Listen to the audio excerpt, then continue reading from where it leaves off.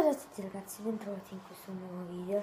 Oggi vi farò vedere la magia con una moneta da 2 euro e una da una corona. Potete prendere anche 20 centesimi. E ora farò così: prendo quella da una corona, la metto in tasca, poi quella da 2 euro la metto qua, attenzione a non farla cadere. E ora prendo la moneta, la metto qua, adesso un tocco di magia e la moneta compare. Vi spiego il trucco.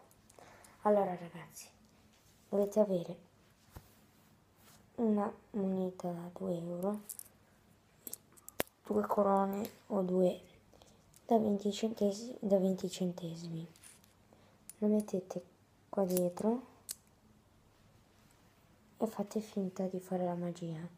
Quando questa la prendete, questa la mettete qua sopra, così, e poi fate tutto il resto.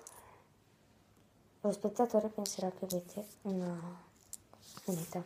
Spero che il video vi piaccia, lasciate un like e niente, ci vediamo al prossimo video. Bella!